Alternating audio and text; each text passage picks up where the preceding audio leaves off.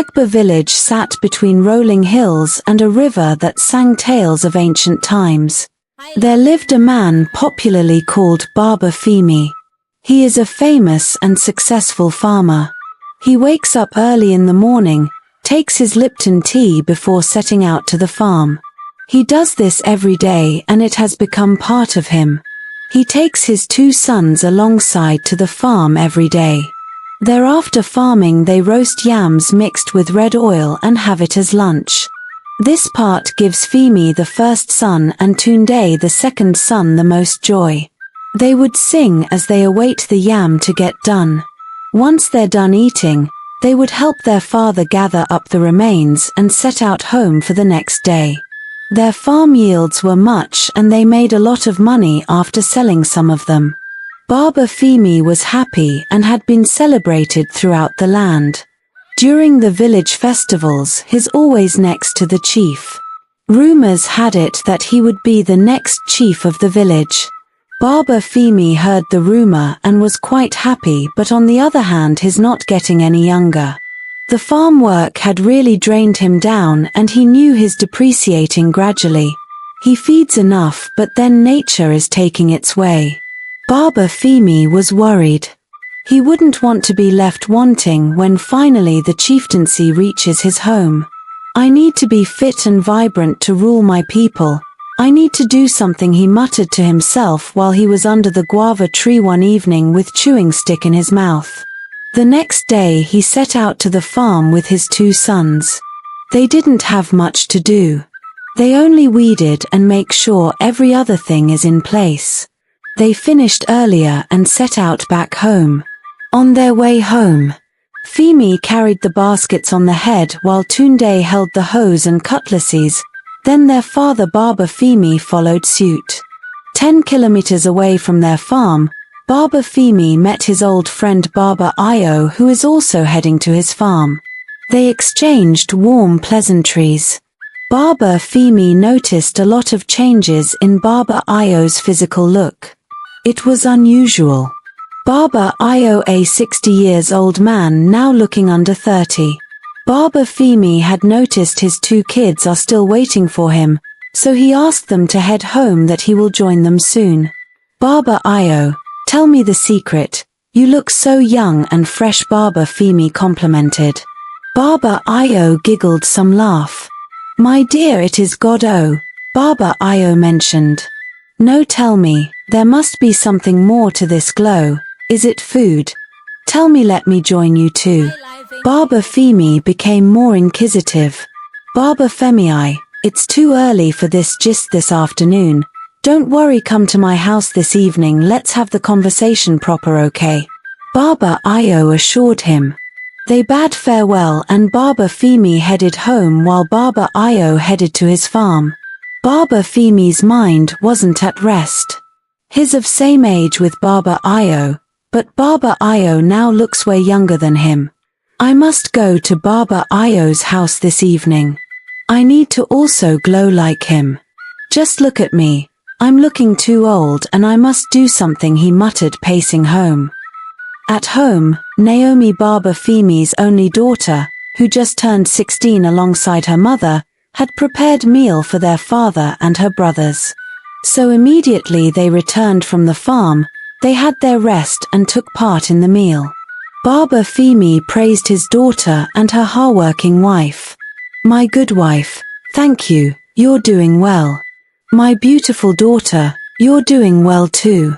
Baba Femi finally said, washing his hands in a bowl of water beside him. After the meal, Naomi took the plates outside and washed all. It has always been her duty and she does them well. The sun had set and the weather had changed. Baba Femi remembered he would be visiting his friend Baba Io. Mama Femi, I will be back soon. Let pay Baba Io, my close friend, a visit. I wouldn't be eating nothing else this night. My palm wine will be okay for tonight, so don't bother about what I will eat. Baba Femi told his wife before setting out. At Baba Io's house, Baba Io was seen resting his back on a wooden chair under a mango tree in his house. Baba Io, the youngest and fresh-looking man of our time, I hail." Baba Femi hailed, drawing the other wooden chair beside Baba Io to sit. "My good friend, are you here already? You're welcome," Baba Io mentioned, putting out his hand to take a handshake from Baba Femi. "I hope your farm is flourishing at its best," Baba Femi asked. "Yes, it is, just that the Rudents tampered with my cassavas, but I have breached their entry," Baba Io said. Just then, Baba Io's wife came through greeting Baba Femi. "You're much welcome, sir," she said, scatting down in greetings. "Thank you, our wife," Baba Femi reciprocated. Baba Io's wife went in and got him a gallon of palm wine and some cola nuts. "Thank you, you've done well," Baba Femi said, and clears his throat to continue his conversations with Bab Femi. Baba Io, your wife isn't left out in this freshness. Oh, she's younger and glowing more than before, just like you too. Baba Io, please, without beating about the bush, you and I knew the reason why I'm here. I've seen a good thing and I wouldn't want to be left out. Please tell me the secret," Baba Femi said with sincerity in his tone. Baba Io clears his throat. "Baba Femi, thanks for all the compliments so far. I'm delighted you got notice of all this and I will be happy to help." He lowers his voice. Baba Femi, the thing there is that, you need to join me to Ita Shrine tomorrow. Come with just 4 cola nuts. Ita priest is the secret to my glow." Baba Femi was surprised. "Is that all?" he asked. "Yes, Baba Femi," Baba Io replied. The next day, Baba Femi had lots of cola nuts in his house, so he selected best 4 and set out to Ita Shrine with it alongside Baba Io. At Ita Shrine, no one dares enter it with his or her front, rather you have to face backward and enter in.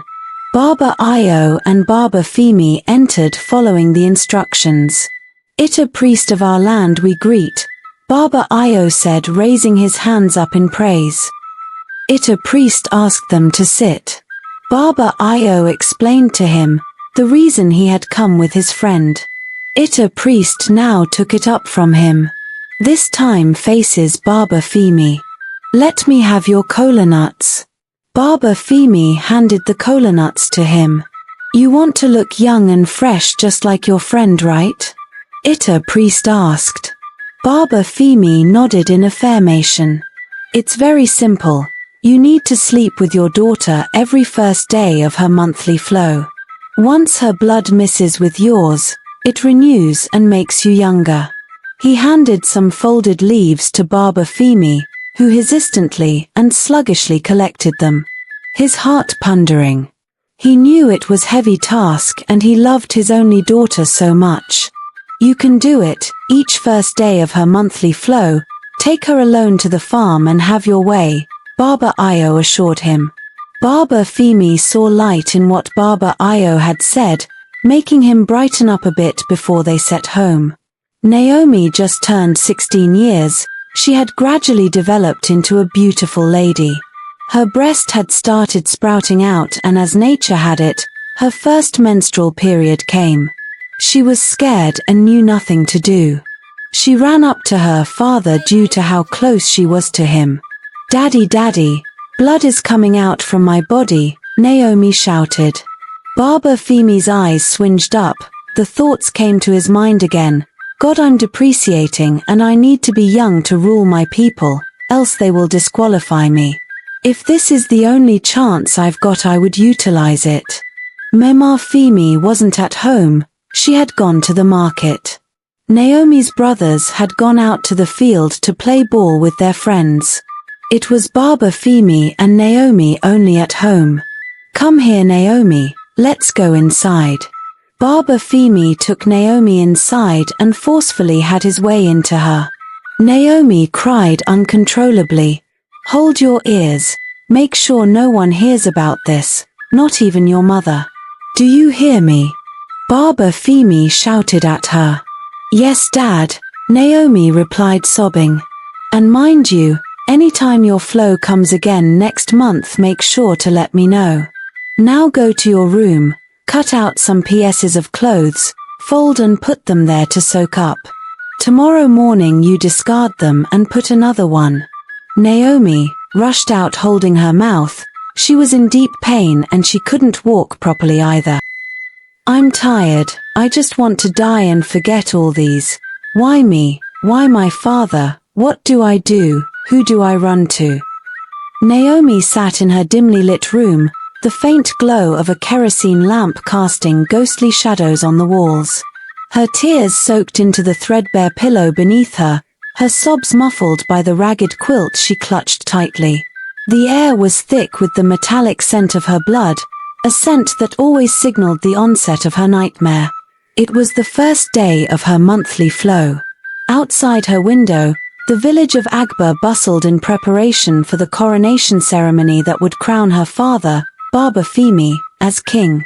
The villagers sang songs of joy, their voices rising in a cacophony of praise for the man they believed was their savior, their leader, their hope. Naomi knew better. To her, he was nothing but a monster in a father's skin.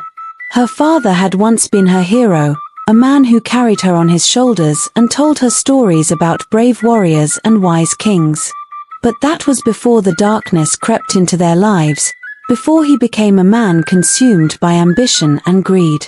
She remembered the first time it happened, the way he'd avoided her gaze afterward, muttering hollow promises that it was for the good of the family. Naomi shivered at the memory, her fingers tracing the scars on her wrist she had tried to hide. She had attempted to escape the pain once, but the thought of her mother and brothers stopped her. They were her only anchors in this storm of despair, even though they had no idea of the horrors she endured. Her thoughts were interrupted by a knock on her door. "Naomi?" It was Tunde, her younger brother. His voice was laced with concern. "I'm fine," she lied, her voice steady despite the tears streaming down her face. "You've been in there all day. Mama says to come and eat," Tunde pressed. "I'll be out soon," Naomi replied, wiping her tears quickly. Tunde lingered for a moment before retreating. Naomi knew she couldn't keep this secret forever. The weight of it threatened to crush her, but fear of her father's wrath kept her silent. She needed a way out, but how could she fight a man who held the entire village in the palm of his hand?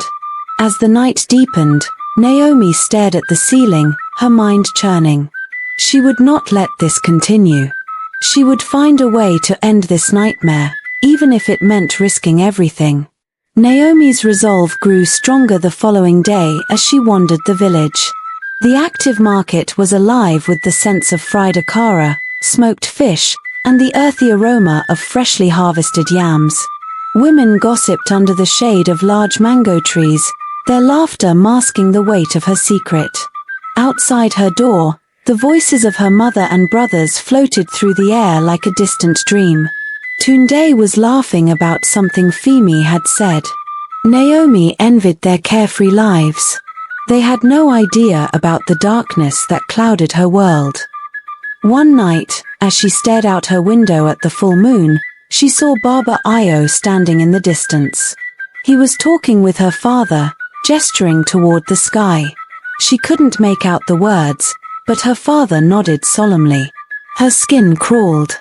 What was this man to her father, and why did he seem to have such a hold over him? The next day, Naomi ventured into the village, hoping for some semblance of normalcy. The vibrant colors of the market and the cheerful chatter of the women seemed like a different world. But then she spotted Baba Ayo again, leaning against a mango tree, his gaze fixed on her.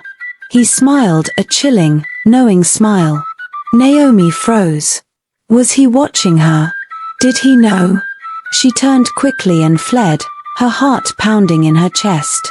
Naomi began noticing patterns. Every month, on the first day of her flow, Baba Ayo would visit her father. Their meetings were always secretive, their words too low to hear. But one evening, she dared to listen.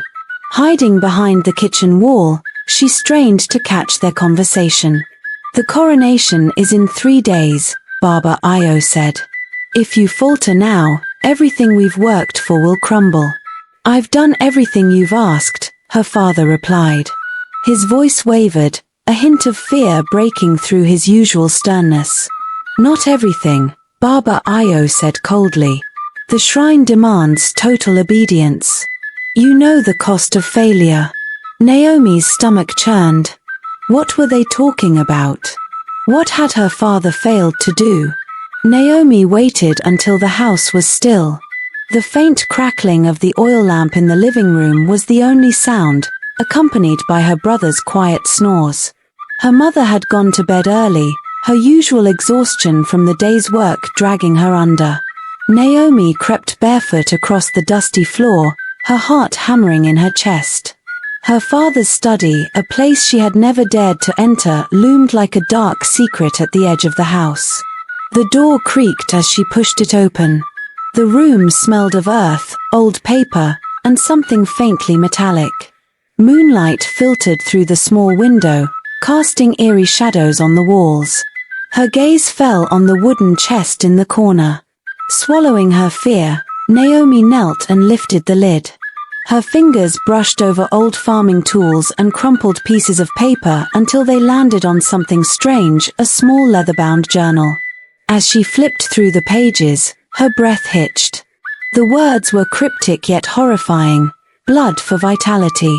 The first day ensures strength. A father's sacrifice. Her hands began to tremble. She was about to turn to another page when a sharp sound pierced the silence, footsteps, heavy and deliberate, heading straight for the study. Panic surged through her. She scrambled to close the chest, her movements frantic. The journal slipped from her hand and fell to the floor with a muffled thud. The footsteps grew louder. With no time to spare, Naomi slipped out through the study's back door, her bare feet making no sound against the earth. She crouched low behind a cluster of plantain leaves, her heart pounding as the study door creaked open. Through a gap in the leaves, she saw her father step inside. Baba Femi's figure was shadowed, but his movements were sharp and purposeful. He looked around, his hand reaching for something on the table. A chewing stick. Then he paused. His eyes swept the room. "Who's been in here?" he muttered, his voice low but dangerous. Naomi held her breath. Her father moved toward the chest. She bit down on her lip to stop a gasp as he opened it. For a moment, he simply stared.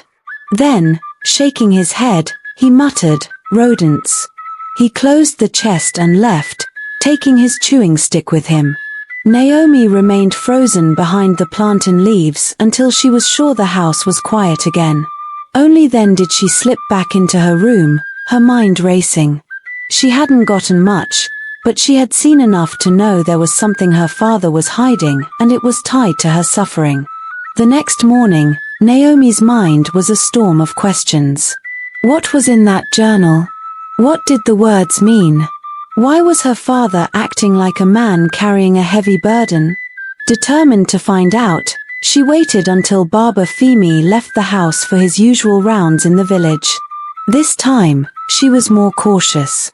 She returned to the study, her heart racing as she carefully reopened the chest. The journal was still there, undisturbed. Her hands trembled as she turned the pages. This time, she read more. The Ita shrine must be honored. Youth comes at a price. The blood of the pure ensures the pact remains unbroken. Her throat tightened. It didn't make complete sense, but the pieces were beginning to fit together. The horrifying reality dawned on her. Her father had traded her innocence for power. She found another entry, written in a hurried scrawl. Baba Io says she must not resist. The shrine will punish failure. Naomi felt bile rise in her throat. Before she could read further, a creak outside the study made her freeze. Her hands quickly returned the journal to its place, and she backed away. The door swung open, and Tunde poked his head in. "Naomi," he asked, frowning. "What are you doing in here?" Nothing, she lied, forcing a smile. I was just looking for something. Tunde shrugged, unconcerned. Mama's calling you. She needs help with the cassava. Naomi nodded, slipping past him, her mind spinning. She needed to talk to someone, anyone, but who?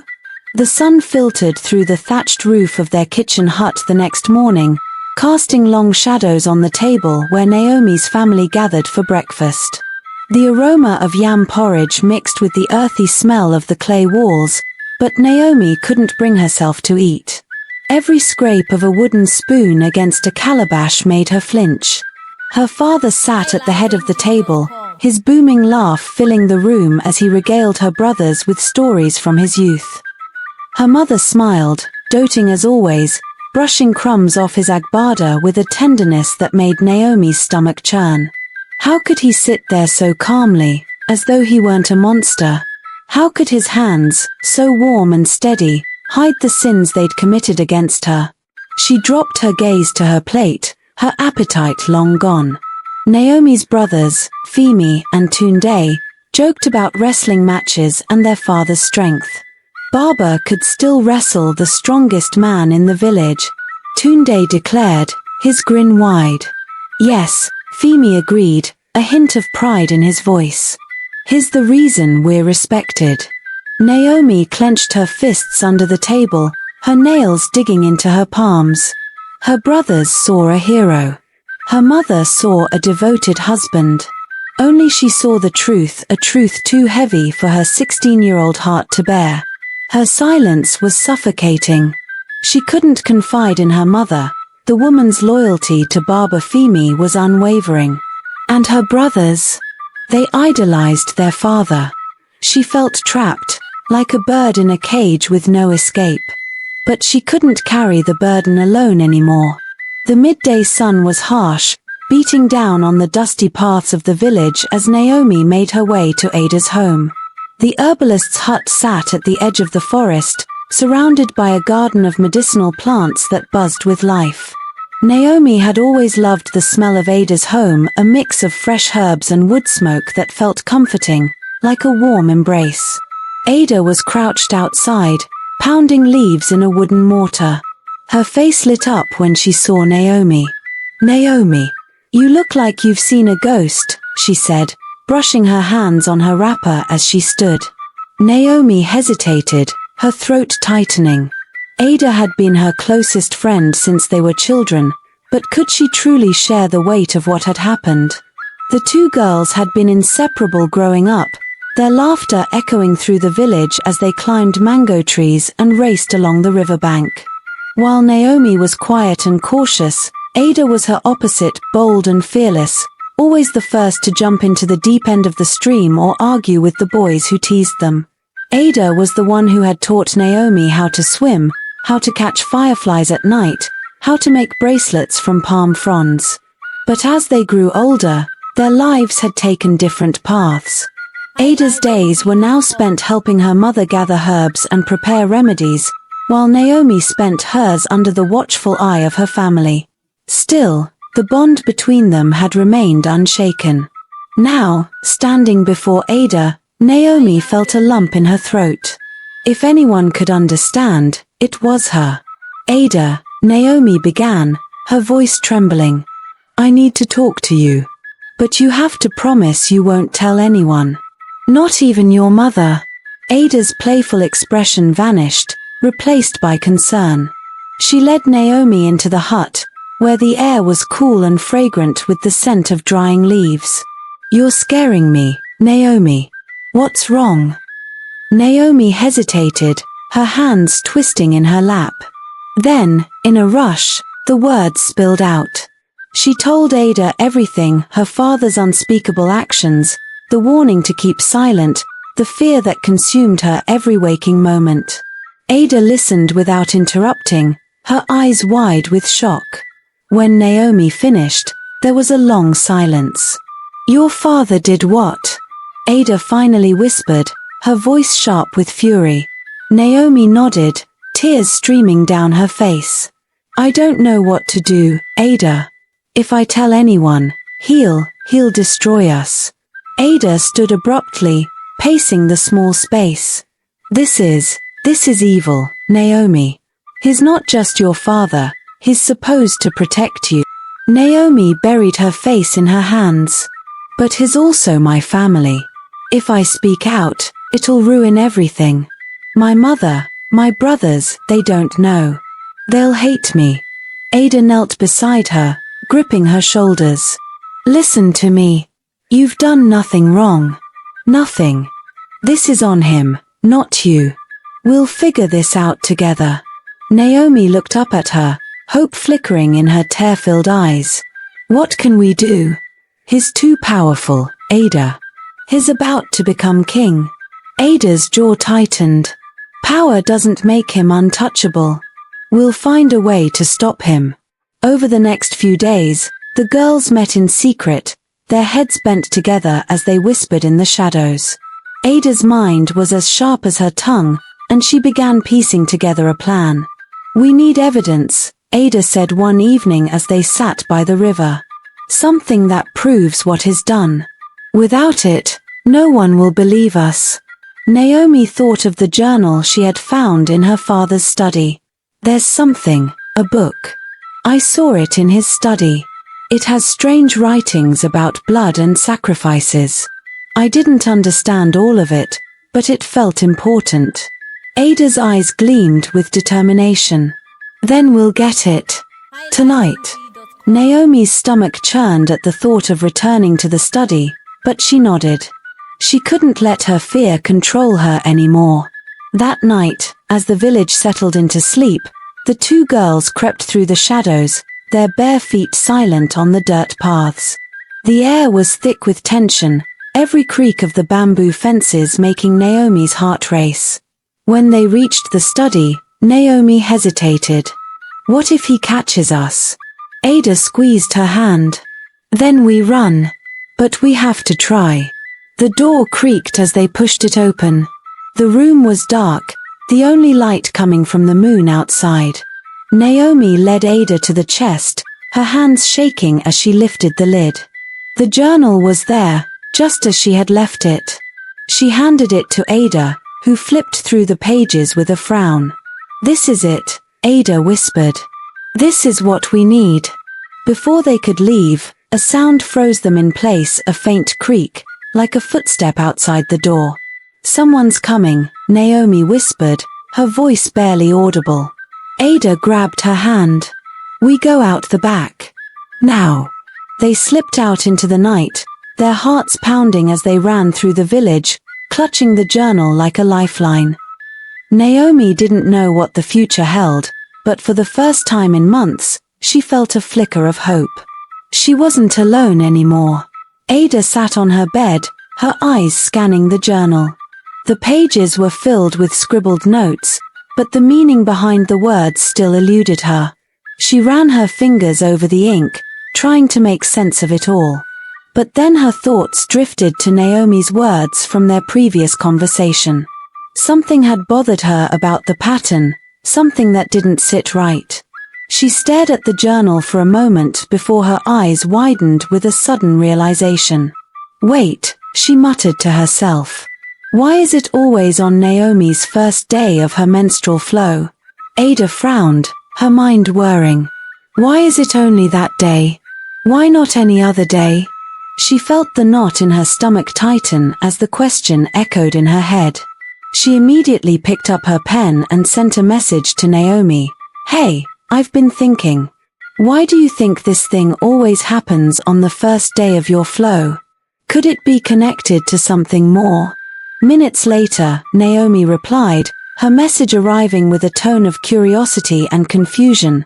That's what I've been wondering too. It just doesn't make sense, does it? A chill ran down Ada's spine as she realized that the more she thought about it, the less it seemed like a coincidence. What if? She began typing, her fingers hovering over the keys. What if you came to stay with me at my house during your next flow? Maybe we could test something, see if the pattern holds true. She further writes, holding her breath for Naomi's response. It wasn't like Ada to entertain such strange ideas, but something inside her was driving her forward. Naomi's reply came quickly, though it was filled with doubt. "You want me to stay at your house? Have you forgotten about my father?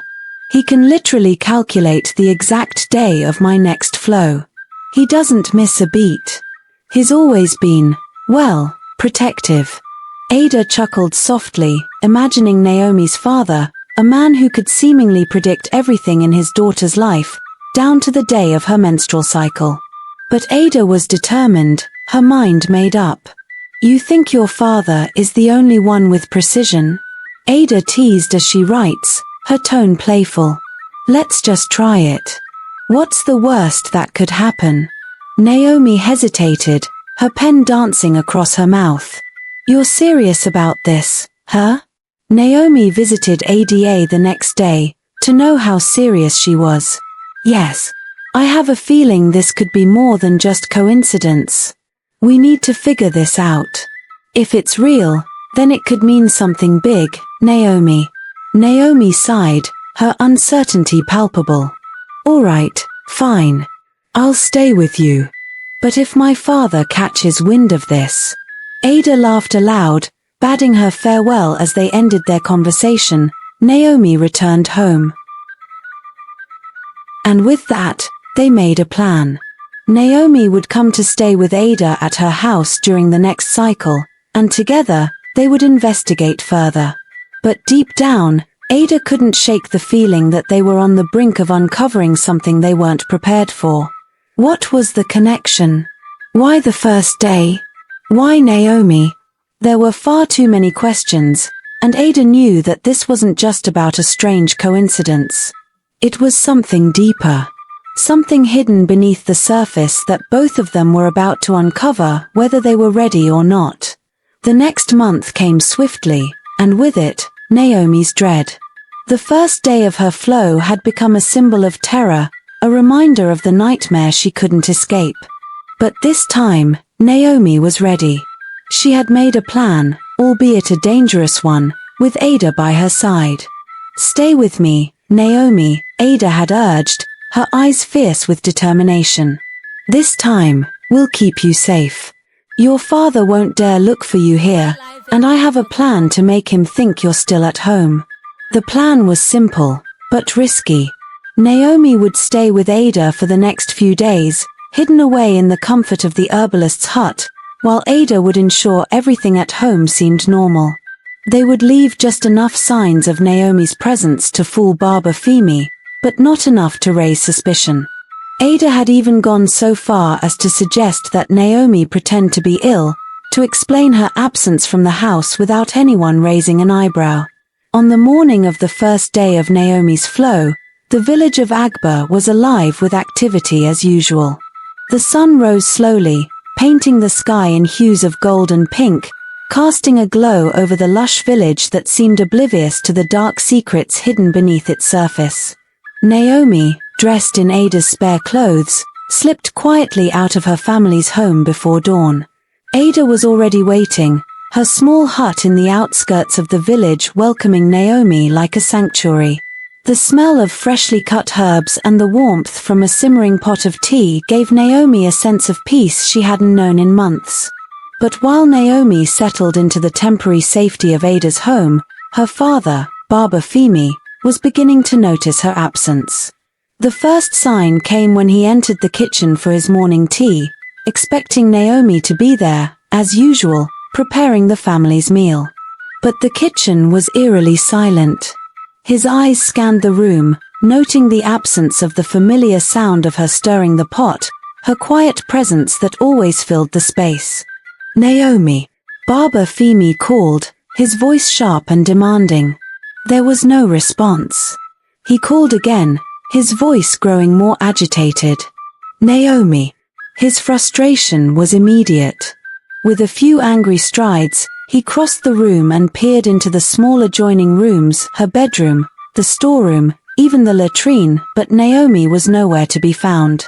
His pulse quickened, his brow furrowing as a surge of rage began to stir within him. "Where is that girl?" he muttered under his breath. He felt the familiar cold knot of fury tighten in his chest. It was too early in the morning for this kind of trouble.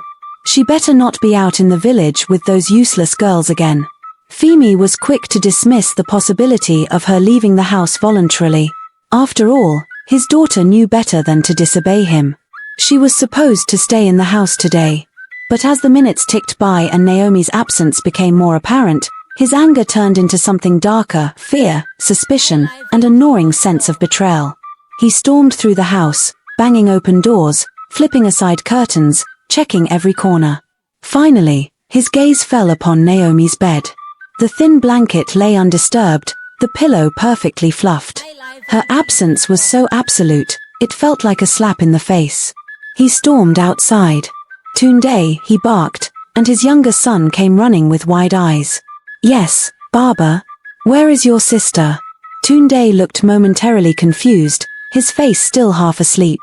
Naomi? She's not here? I thought she was in the kitchen. Baba Femi's face twisted with fury. You thought she was in the kitchen? You should have known where she was. Go search for her. Now. Tunde, frightened by the rare fury in his father's voice, dashed out to search for Naomi, calling her name along the way. Baba Femi stood in the courtyard, hands clenched into fists. His mind raced, calculating the possibilities. Naomi had never defied him like this before. The way she had suddenly disappeared was no accident. A strange thought began to creep into his mind, one he didn't want to acknowledge. Had she run away? No, that couldn't be. She wasn't capable of such betrayal. But the gnawing sense of unease only grew stronger as the minutes passed, his pulse beating louder in his ears. At the same time, Ada and Naomi were not far from the village, hidden in the safety of the herbalist's hut. Ada sat calmly by the small cooking fire, preparing tea, while Naomi tried her best to settle into the peaceful surroundings, but her nerves were shot. Every sound, the creak of the bamboo hut, the rustle of leaves, made her jump. He's going to find out eventually, Naomi whispered, her eyes wide with fear. Ada smiled, reassuring her. Not today. You're safe. Now focus. I've got everything under control. But even as Ada spoke, she couldn't shake the feeling of tension in the air. The plan was unfolding too smoothly. She knew Baba Femi would eventually come looking for Naomi, and when he did, they needed to be prepared. Back in the village, Baba Femi's anger had reached a boiling point. He had scoured the village, even storming the market square, demanding that the villagers keep an eye out for Naomi. By midday, he was beside himself with rage. I'll deal with that girl, he muttered, pacing back and forth. His thoughts were clouded with a sense of control slipping away from him. He couldn't understand why Naomi would pull such a stunt. She had never disobeyed him before. Then, a messenger arrived from the village elders. Baba Femi, the young man said cautiously, the elders request your presence. There is a matter of great importance to discuss regarding the coronation. Baba Femi's response was swift, his face hardening. This can't wait. My daughter is missing, and I will find her. The coronation can wait. But the messenger persisted, his tone respectful but firm. Baba Femi, the elders say the coronation must proceed without delay. We have waited years for this moment. The village will not be put in jeopardy. Baba Femi's fury was palpable, but he knew better than to risk angering the elders, especially at such a critical time. He had ambitions that reached far beyond the village, and this coronation was the key to everything. Reluctantly, he nodded. Very well. But I will not rest until Naomi is found. As Baba Femi begrudgingly made his way to the elders' gathering, his mind raced. Where could Naomi be? And why had she not returned home? In the shadows of Ada's hut, Naomi's heart raced as she listened to the distant sounds of the village. Her father was furious, and she knew it wouldn't be long before his wrath reached its peak. Ada's hand rested gently on Naomi's arm. This is just the beginning. We'll be ready for whatever comes next. Naomi nodded, her breath shaky. She had no choice but to trust her friend. They were in this together, and together, they would face whatever Baba Femi had in store for them. But little did they know, Baba Femi's search for Naomi was far from over. And the deeper he dug into her disappearance, the closer he would come to uncovering the terrifying truths they both hoped would remain hidden forever. The tension in the village was suffocating after Naomi's disappearance. No one could have predicted the consequences that would follow her rebellion, least of all, Ada. Baba Femi returned to their home, his expression a dark cloud of rage. He had searched the village high and low, had interrogated every person he could find, and yet he had been unable to locate Naomi. That was until one of his trusted men told him that they had seen glimpse Naomi in Ada's house earlier that day. Naomi had gone out to ease herself. The compound had no fence, so one can easily see through and monitor everyone's movement. That was when the passerby had seen Naomi and had reported to their father. His heart raced with anger as he marched to Ada's house, fury clouding his every step. The villagers, sensing the storm brewing, watched from their doorways with bated breath. Ada had already prepared herself for what was coming. She had spent hours wrestling with guilt, knowing full well what Baba Femi was capable of. She had been Naomi's protector, but the truth was undeniable. She had hidden Naomi from the wrath of a man who saw no crime in brutal punishment. When Baba Femi finally arrived, his voice boomed in the small, humble hut. "Ada," he shouted, his words dripping with venom. "You dare shelter my daughter? Do you think I wouldn't find out?" Ada, her heart hammering in her chest, stood in the doorway, trembling. She had seen this side of Baba Femi before, the side that was capable of anything. His rage had no boundaries. "I didn't force her to stay, Baba Femi. She was afraid, and I protected her as any friend would," Ada tried to explain, though she knew it was futile. The moment the words left her mouth, Baba Femi's anger erupted like a volcano. His hand shot out, grabbing Ada by the wrist and pulling her towards him with an iron grip. "You'll pay the price," he shouted. Ada winced from the pressure of his grip, but her mind was too numb with shock to protest. The slap came hard and fast. A sharp sting to her face made Ada stumble backward, her vision blurred for a moment. She felt a hot, burning tear slide down her cheek, but she barely noticed. She was too overwhelmed by the fury in Baba Femi's eyes. Naomi, who had been hiding behind a curtain, witnessed it all. Her heart shattered as she saw her only friend, her lifeline, beaten before her eyes. She couldn't breathe. She couldn't think. All she knew was that Ada, who had done nothing but help her, was suffering because of her. In the chaos that followed, Baba Femi raged further at Ada. "You think you can protect her? You will never see her again," he shouted at Ada, pushing her roughly aside. Naomi couldn't stand it no longer.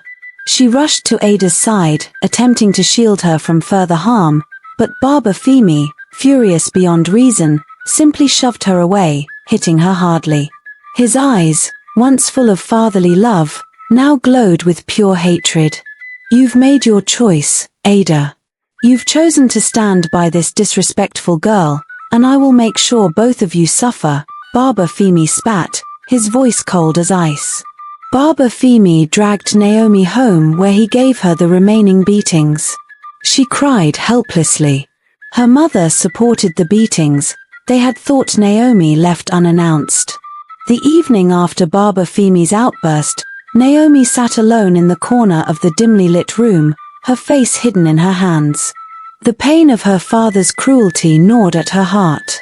His anger had torn through her like a storm, and she had no idea where she was supposed to go from here.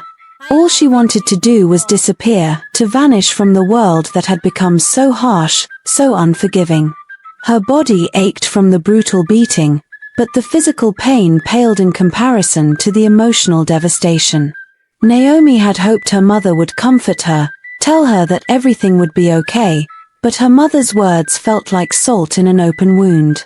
As she sat there, Her mother entered the room quietly, her expression somber. Mrs. Femi sat beside Naomi, her face clouded with concern. She tenderly stroked Naomi's hair, though her touch felt distant, as though she were unsure of what to say. "Oh, Naomi," Mrs. Femi whispered softly, her voice trembling with worry. "I never imagined things would get this bad. Why did you leave the house without telling anyone?" "Your father," he was beside himself. Naomi looked up, her swollen eyes filled with tears. She wanted to scream, to tell her mother that she didn't leave because she wanted to, but because her father's oppressive rules had driven her away.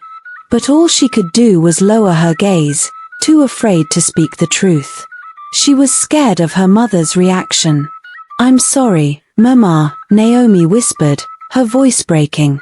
I just couldn't stay there anymore." Mrs. Femi sighed heavily. "Next time, my child, you need to inform your father or me. You know how he gets. We all worry about you." Naomi winced at the words. How could her mother not understand?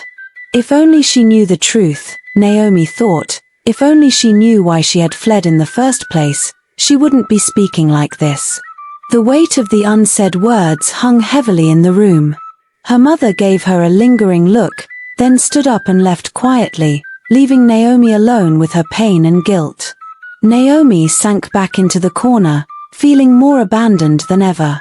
She had always felt the sting of Baba Femi's harshness, but never like this. His wrath had always been directed at others, but now it was all focused on her.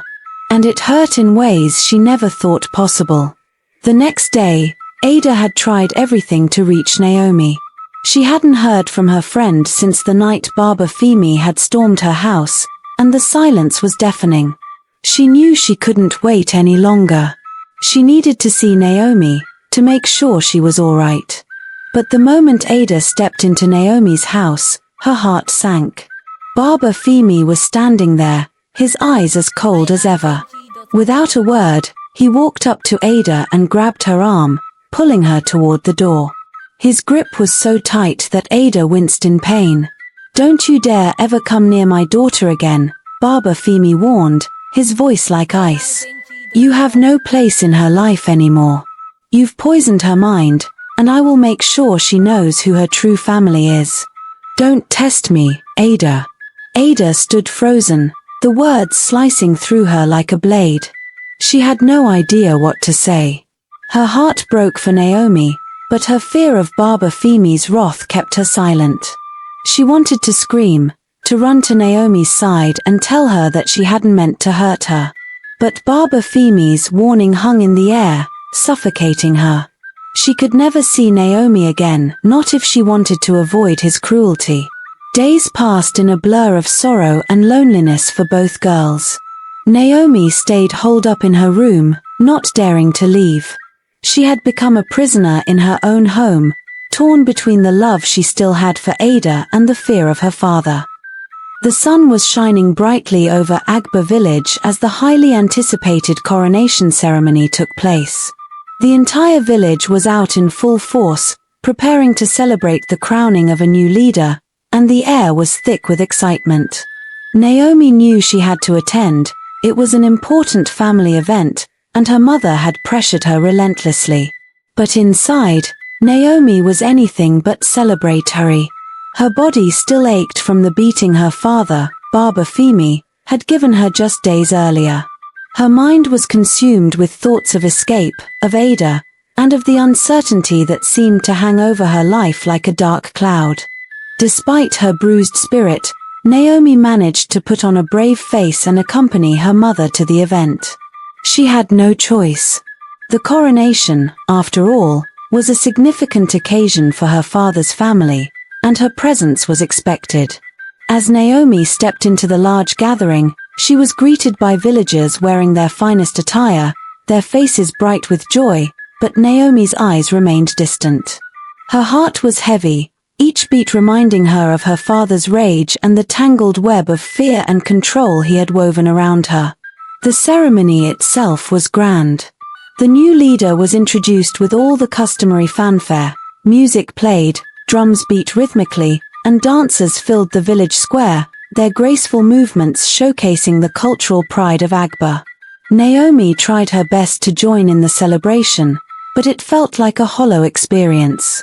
She forced a smile when she was introduced to relatives, feeling their eyes on her, but every word they spoke felt muffled in her ears. Her mother noticed her silence and squeezed her hand, but Naomi barely felt it.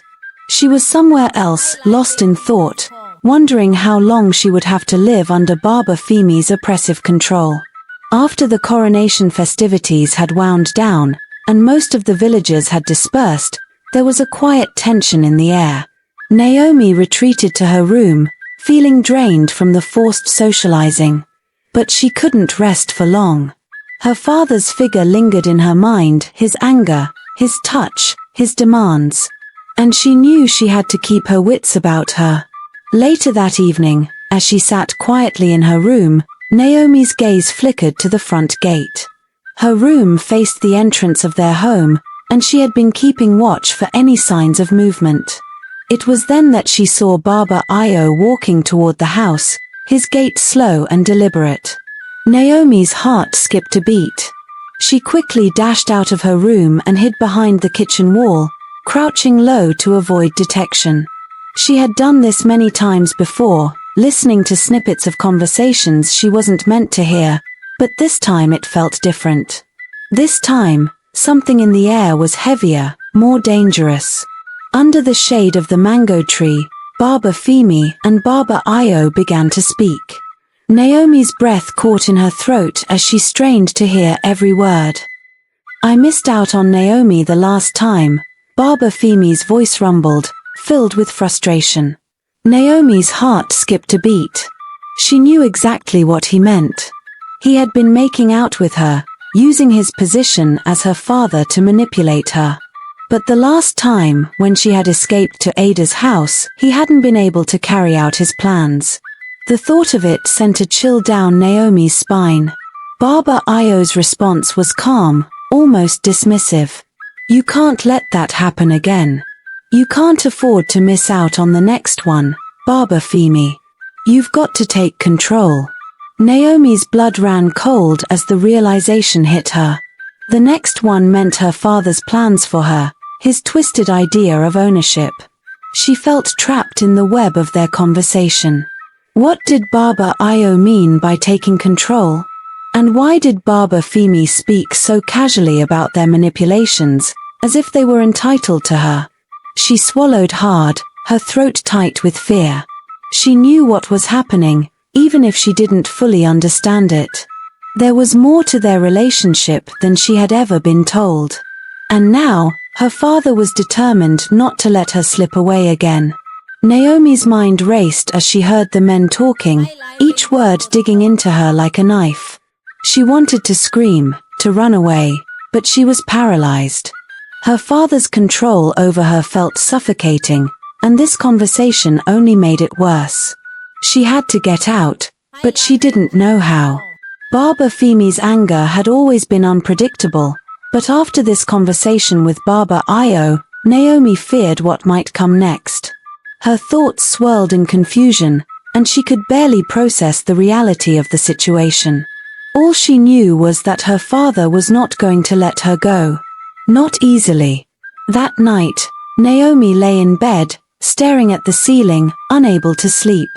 She had overheard Baba Io's warning, and she couldn't shake the feeling that something terrible was coming. What would happen the next time her father made a move on her? How could she stop him? Her thoughts turned to Ada. Ada had always been her confidant, her closest friend.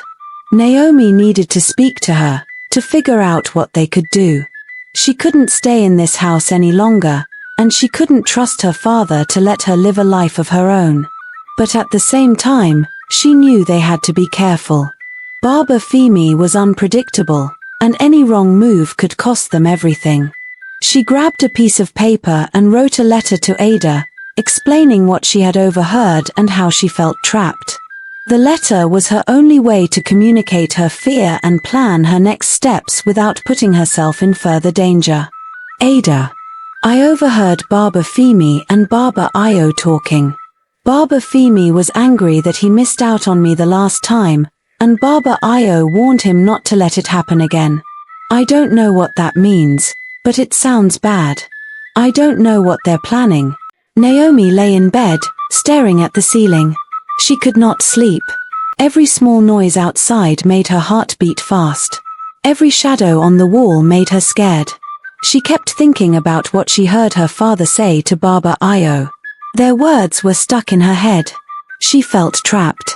Her home did not feel safe anymore. She had to leave. But how? She turned to look at the small wooden door of her room. Outside that door was a big world she had never explored. A world where she might be free. Her hands shook as she reached under her mattress.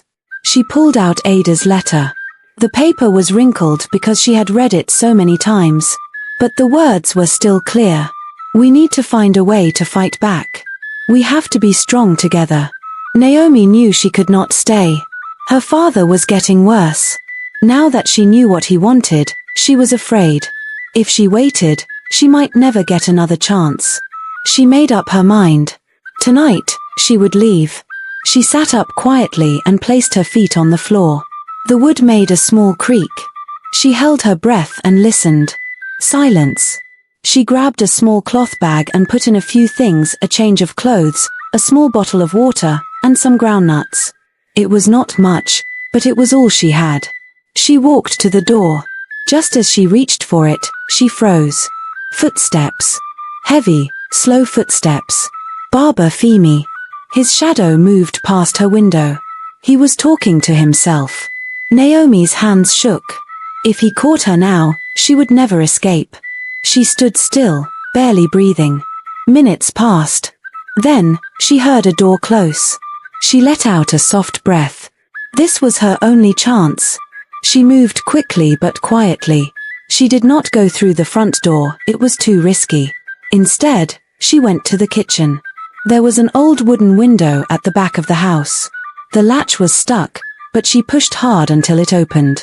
She climbed through and landed softly on the wet ground. She was free. For now.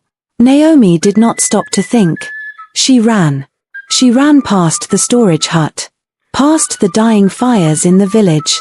Past the houses where people were sleeping, not knowing the danger that lived among them. She had to reach Ada. Ada would help her. The night was dark. The ground was rough. Every rustling leaf made her heart jump. But she did not stop. Then she saw it. Ada's house. She was almost there. She reached the doorstep.